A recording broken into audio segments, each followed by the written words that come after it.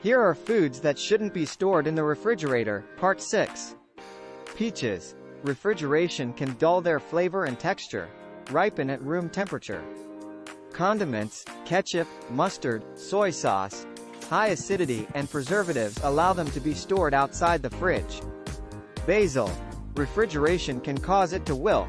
Store in a glass of water on the counter. Cereal bars. While opened ones can be stored in the fridge, unopened bars are fine at room temperature. Don't forget to like, share, and subscribe.